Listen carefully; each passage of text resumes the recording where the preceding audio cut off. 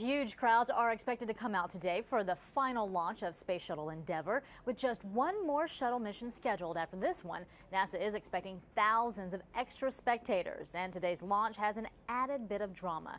Congresswoman Gabrielle Giffords, critically wounded in a shooting in January, will be there to watch her husband, Mark Kelly, lead Endeavour into space one last time. And for more now, CBS News space consultant Bill Harwood joins us from the Kennedy Space Center in Florida. Thanks for being with us, Bill.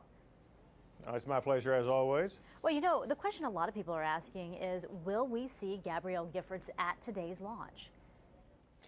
No, we don't think so. They're going to keep her pretty much off limits from the media. We might get a picture after the launch, a still frame, something like that, but certainly nothing live.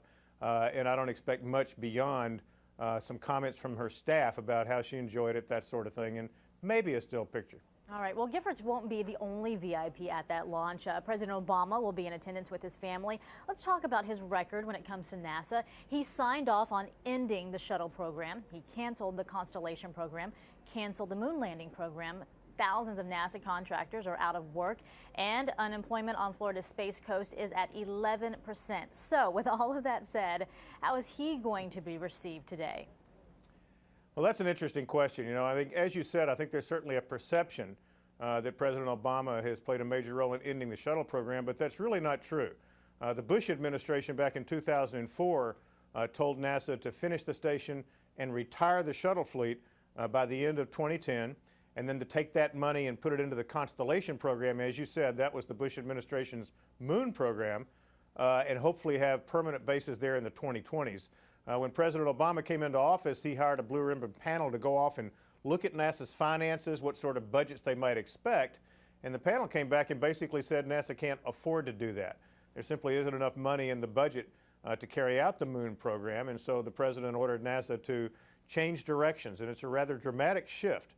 He told them to rely on private industry to build spacecraft to carry astronauts to and from the space station, and then downstream long-range plans to look into some rockets and spacecraft that can go out to perhaps asteroids or even Mars, but that's a long way down the road.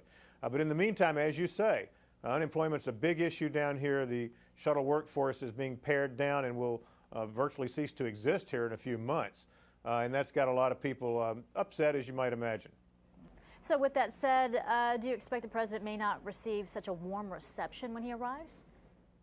Well, you know, the President of the United States is the leadership of the country, and I think the NASA folks recognize that. You know, it's kind of like the military services. They might not agree with some of the policies in place, but they certainly respect the office, and I think they'll show him an enthusiastic welcome. I mean, you know, one of the things about the end of the shuttle program here is the NASA workers are very proud of it. They want to show it off. You know, these big crowds come in. I think they really look for an opportunity to show everybody what the shuttle could do, and certainly that'll translate over to the president. Well, let's see what this shuttle mission can do. As for the mission itself, the details, what's on the agenda for Endeavour?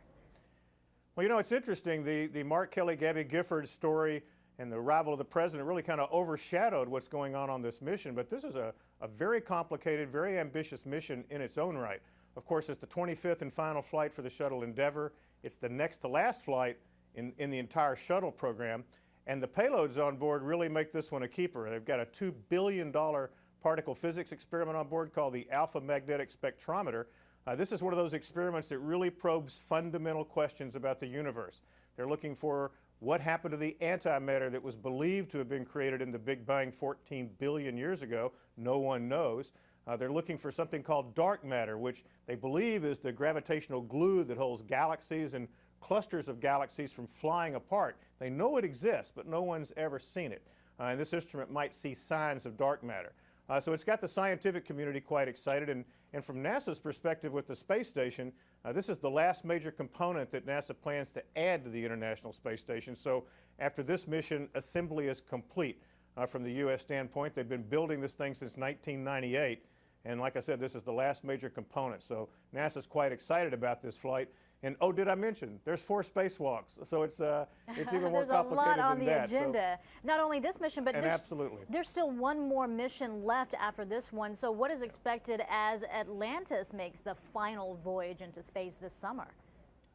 Well, Atlantis' flight won't add any hardware, but they're carrying up a lot of supplies and equipment. You know, when the shuttle stops flying, the space station is going to depend on much smaller Russian Progress supply ships, European and Japanese supply ships that simply can't carry as much in the way of large components to the station.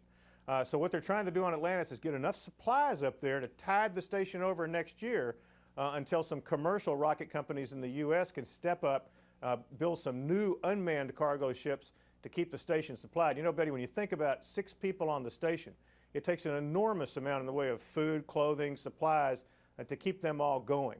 And so with the shuttle stopping, that's a major what do you want to call it, a roadblock on the way to keep the station supplied, and they're trying to get as much up there now as they can. That is a very good point. All right, CBS News space consultant Bill Harwood, thanks so much for being with us. We do appreciate it.